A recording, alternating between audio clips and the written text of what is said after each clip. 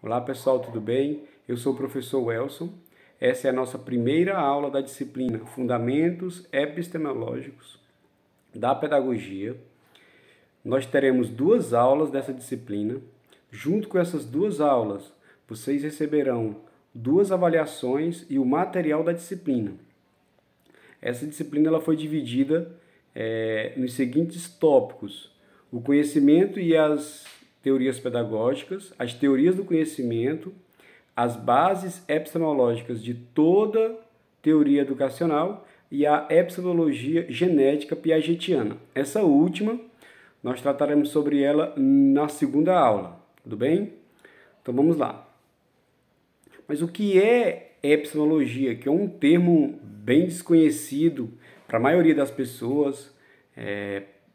Também na pedagogia ele é bem desconhecido. Nós usamos outros termos para substituir este, que é ciência, conhecimento. Mas a epistemologia ela significa um pouco mais do que ciência e conhecimento.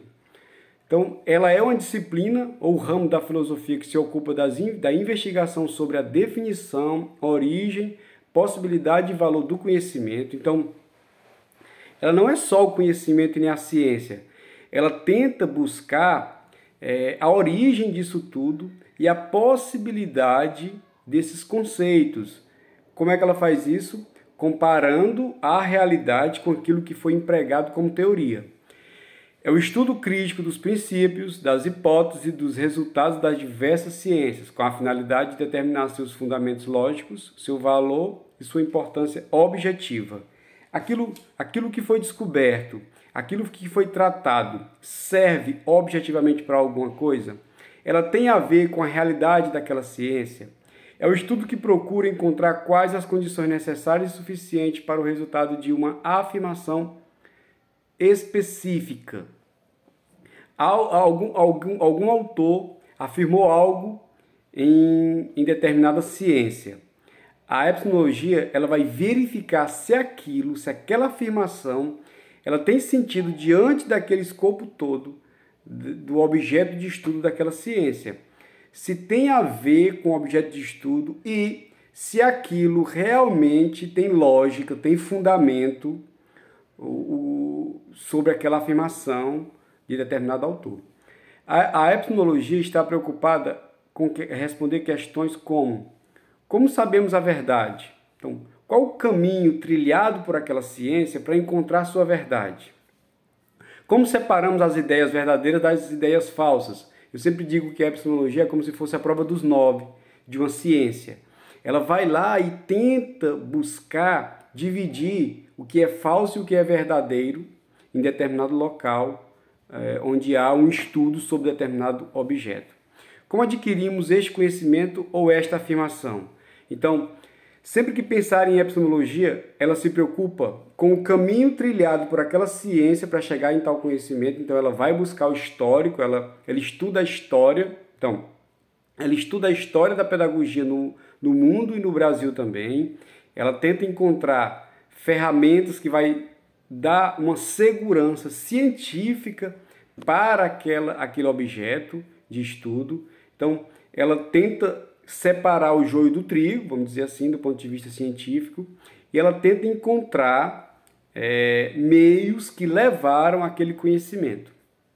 Então, é como se ela estivesse ali para verificar a veracidade do conhecimento, carimbar realmente, olha, isso aqui é verdade por isso e isso. A epistemologia e a educação. A epistemologia, por tratar da origem do conhecimento, é um campo vasto de estudo das várias áreas, inclusive na área pedagógica, na medida em que lança luzes para evidenciar o entendimento da prática docente e das intervenções a serem realizadas frente à complexidade do ensino-aprendizagem. Então, a questão do conhecimento tem um papel central em qualquer teoria da aprendizagem ou educacional. A questão fundamental é como o ser humano constrói seu conhecimento. A epistemologia da educação ela se preocupa com isso. Como o ser humano constrói seu conhecimento. O que é aprender? O que é conhecer? Como se relacionam aprender e conhecer? O que é necessário para aprender um assunto completamente novo? Como se passa de um conhecimento mais simples para o mais complexo? O que é que a epistemologia está tá tentando descobrir através dessas perguntas? Ela quer saber como as teorias pedagógicas, as tendências pedagógicas, tudo aquilo que forma o campo de estudo pedagogia, como que, por exemplo, uma criança evolui de uma equação do primeiro grau para uma equação do segundo grau. Como essa criança transita aí? Como é que um adulto faz e deve fazer para ensinar uma criança um assunto completamente novo, né?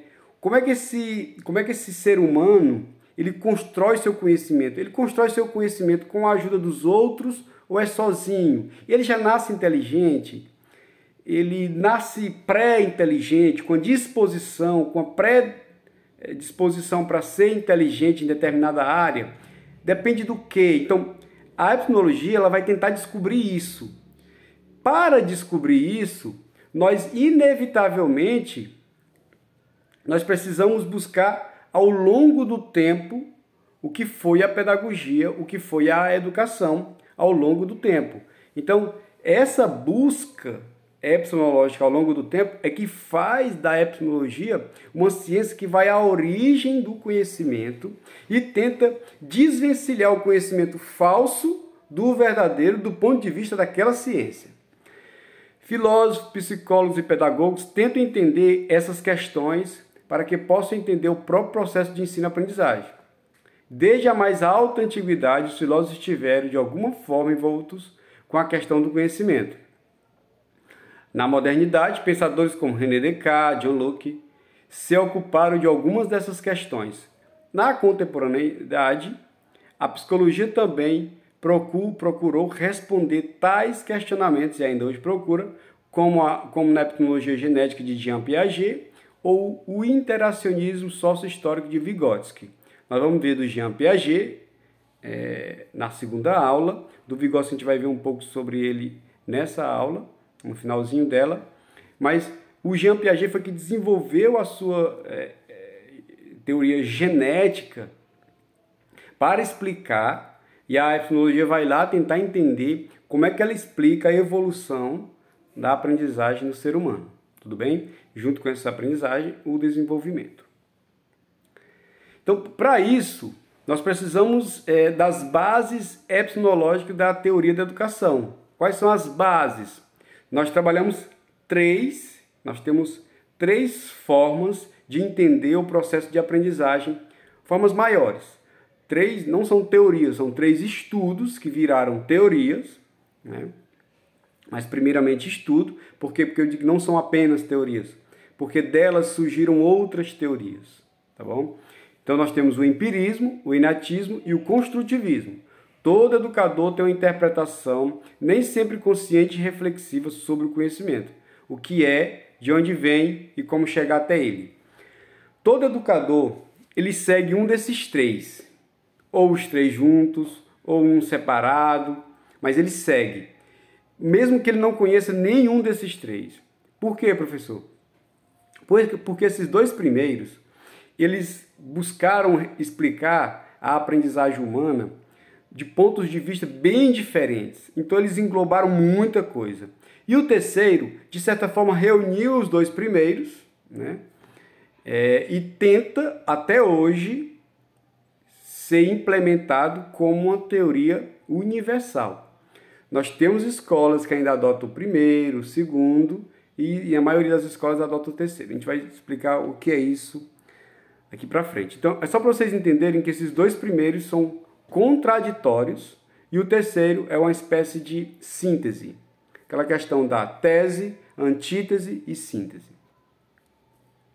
Teorias e práticas pedagógicas. Eu coloquei esse quadro aqui para vocês entenderem logo antes, começarem a entender antes de eu apresentar de um por um.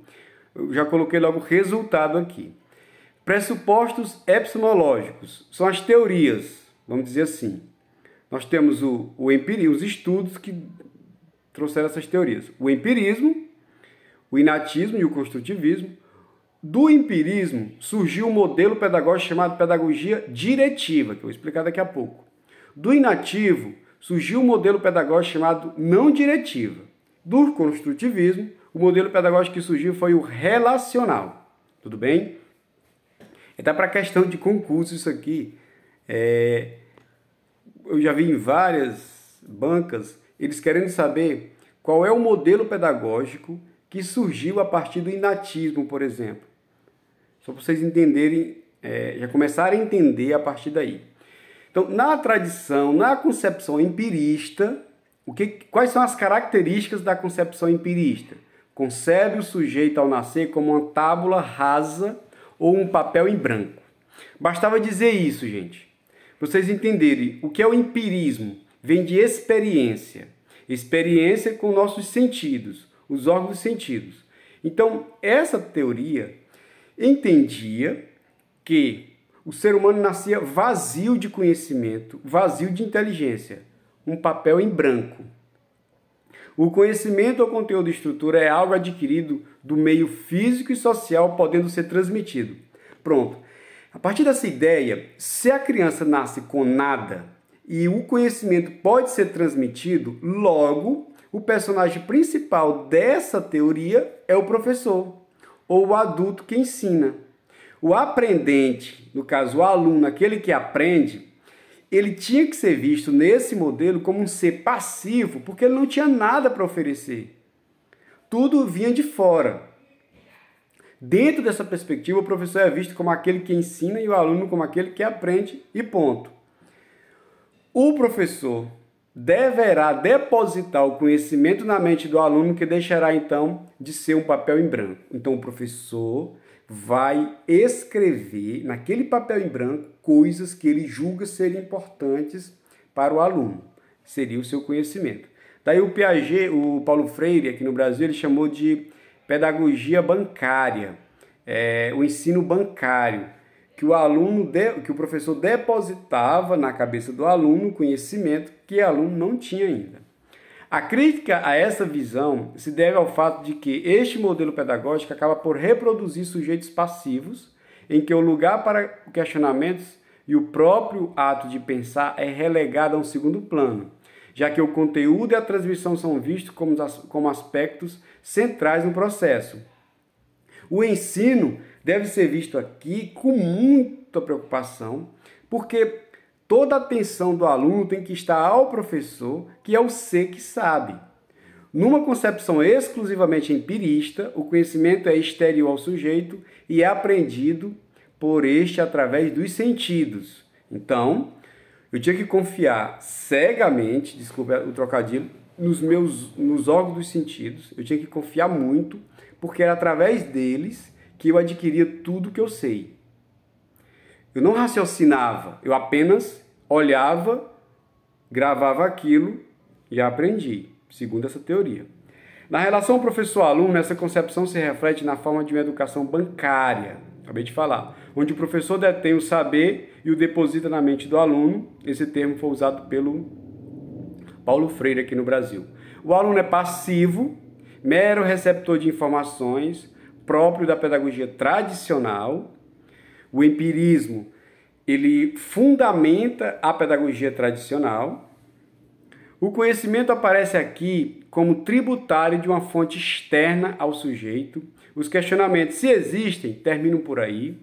Trata-se de uma concepção estática, empirista do conhecimento. Ou seja, não há uma evolução. É sempre o professor que ensina e o aluno que aprende. E pronto. Então, está muito definido, está estático, está definido o modelo. O aluno é passivo, o professor é o personagem principal, o aluno não traz nada.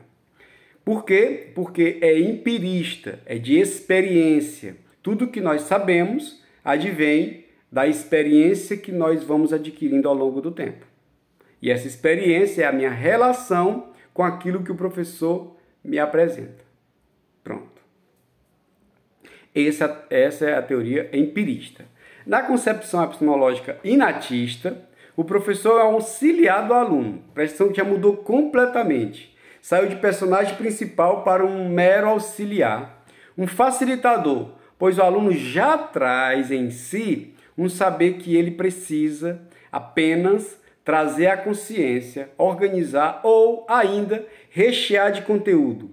O aluno já vem com estruturas claras, estruturas formadas de inteligência e que essas estruturas serão recheadas por aquilo que o professor apresenta ao aluno, mas o professor não tem nenhuma interferência. Muito pelo contrário, essa concepção diz que quanto menos o professor interferir, melhor para o aluno. O professor deve interferir o mínimo possível. Essa epistemologia acredita que o ser humano nasce com o conhecimento já programado na sua herança, tudo bem? Então é o contrário da empirista, que nasce como uma folha em branco. Aqui não, aqui ele nasce lotado de conhecimento que ele trouxe como herança. A grande questão a ser posta em relação a este modelo epistemológico é sobre o papel da educação em relação a determinações inatas, que já nascem com ele, desconsiderando e diminuindo o papel dos fatores e interações socioculturais. A crítica era, se isso é verdade, para que escola? Para que interações socioculturais? Se a criança já nasce inteligente.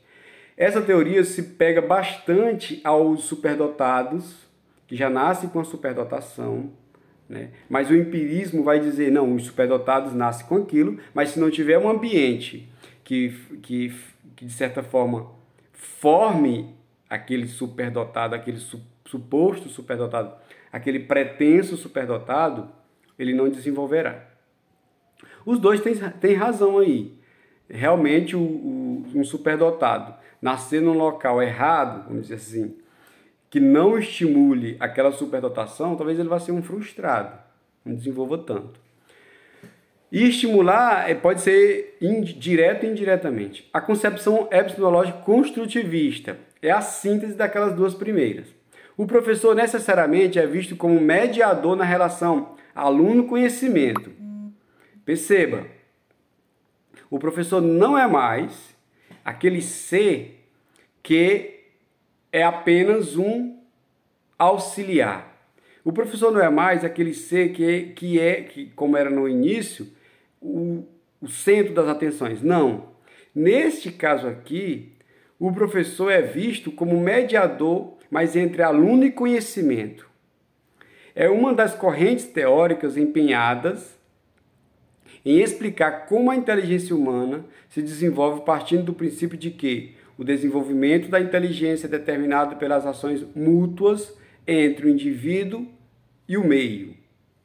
Parte da ideia de que o homem não nasce inteligente, mas também não é passivo sob a influência do meio. Então, prestem atenção que esse tópico ele explica bem a ideia de ser síntese do construtivismo. O homem não nasce inteligente, mas também ele não nasce sem inteligência. O homem responde aos estímulos externos, agindo sobre eles para construir e organizar o seu próprio conhecimento de forma cada vez mais elaborada. Então o ser humano vai construindo o seu conhecimento, por isso que o nome é construtivismo. Ele vai construindo e quanto mais ele adquire conhecimento, mais elaborada a sua aprendizagem vai se tornando. Ele vai poder sentir, daqui a pouco ele vai poder ser autônomo de elaborar a própria aprendizagem.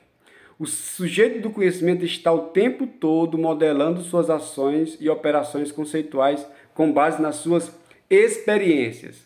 Não são as suas experiências, como é no empirismo, que determinam o que eu sei, mas a minha ação sobre o objeto, a minha ação como sujeito sobre o objeto que tem bases nas minhas experiências. A partir desses pressupostos epistemológicos, podemos falar de modelos pedagógicos a partir da ênfase dada no papel do professor, do aluno ou na relação entre ambos. Então, nós tivemos a parte teórica, agora nós vamos para a parte prática. Modelos pedagógicos. Esses pressupostos epistemológicos, o objetivo deles era formar modelos pedagógicos. Como o professor ia trabalhar dentro da sala de aula. Que aí nós temos, por exemplo, a pedagogia diretiva e o seu pressuposto epistemológico. Neste modelo, o conhecimento e a capacidade de conhecer dos estudantes viriam do meio físico e social. o que se enquadra epistemologicamente no empirismo e também está em conformidade às ideias dos behavioristas, como Burro Skinner. O professor segue a crença do mito da transferência do conhecimento. Então, o empirismo, ele fez surgir, ele influenciou, ele embasou, ele fundamentou a pedagogia diretiva, que acredita que o conhecimento pode ser transferido, não transmitido, ele pode ser transferido. Tudo aquilo que eu sei, eu posso transferir para alguém. O que ele sabe pode ser transferido para o estudante, ficando este submetido à fala do professor. Podemos falar aqui de uma pedagogia centrada no professor. Por isso eu coloquei em negrito, para ficar bem claro isso, que a pedagogia diretiva é uma pedagogia centrada no professor. Pedagogia não diretiva e seu pressuposto epistemológico. A epistemologia que fundamenta essa postura pedagógica é a chamada de inatismo ou apriorismo. É o inatismo. Esta está baseada na ideia de que o conhecimento ocorre através de estruturas prévias a qualquer experiência. Um dos estudiosos mais conhecidos defensores do inatismo é o Noam Chomsky, que ele faz a defesa da linguagem, porque ele diz, olha, uma criança nasce já com a linguagem em si. Basta que ela escute o aluno falando a língua, falando o idioma, que ela vai reproduzir. Então é como se ela fosse reproduzindo aquilo que já está nela. Basta que seja estimulado, entendeu? Então seria a pedagogia não diretiva. Podemos falar aqui de uma pedagogia centrada no aluno. Então basta que o professor mostre para ele, porque já está na cabeça dele a estrutura de aprender aquilo.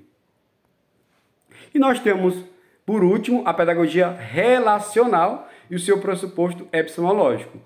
Qual é o pressuposto epistemológico dela? É o construtivismo. Parte da premissa de que não se transmite conhecimento, este se constrói por força do sujeito sobre o objeto e pelo retorno desta ação sobre o sujeito. Então, é uma coisa mais interacionista, para citar um pouco aqui o Vygotsky. Não é apenas o sujeito que age sobre o objeto e transforma o objeto. O objeto também transforma o sujeito. Entendeu? Então, eu transformo o objeto de que forma, professor? Eu transformo o objeto estudando ele, descobrindo coisas a partir daquilo que eu estudo. Então, eu transformo a ciência, o homem transforma o conhecimento científico. Mas ele também é transformado por esse conhecimento, porque ele muda de opinião, ele muda de perspectiva a partir desses conhecimentos. Uma pedagogia centrada na relação professor-aluno tende a descentralizar os polos da relação pedagógica, razão e experiência, por exemplo, dialetizando-os. Nenhum dos polos dispõe de hegemonia prévia. O professor traz sua bagagem, o aluno também. São bagagens diferenciadas que entram em relação. Nada a rigor pode ser definido previamente devido à infinidade de níveis possíveis dessas diferentes bagagens. O professor vai trazer 10 bagagens ou 10x bagagens, o aluno vai trazer 5, o outro já traz 7, o outro já traz 2. Está entendendo? Então, são infinitas as possibilidades. O processo pedagógico não está centrado nem no aluno, nem no professor, mas na relação entre ambos. Esta é a visão de Vygotsky e Piaget. Então, por isso que é chamado de relacional. É nessa relação, o que cabe à pedagogia então? O que cabe à escola? Promover uma relação saudável, porque a partir daí o conhecimento será construído. Na aula seguinte, na próxima aula, na segunda aula dessa disciplina, nós vamos ver a epistemologia piagetiana. Será uma aula do tamanho desta. Apesar de nós falarmos apenas de um tópico nessa segunda aula, nós falaremos de tudo o que o Piaget defendeu como a sua epistemologia genética. Tudo bem? Então, o trabalho hoje dessa disciplina, dessa aula, da primeira aula, é mostrar para vocês esses fundamentos da pedagogia no geral, e a aula seguinte, a segunda, é nós focarmos mais no maior nome da pedagogia, no mundo inteiro, ou no maior nome da pedagogia, da fundamentação epistemológica da pedagogia, nessa fundamentação, em comprovar o conhecimento que foi o Piaget, que ainda é o Jean Piaget. Tudo bem? Muito obrigado pela atenção de vocês. Façam a avaliação. Uma delas, a primeira já pode ser feita a partir desta aula. Acessem o material, assistam também a segunda aula. E muito obrigado e até a próxima, se Deus quiser.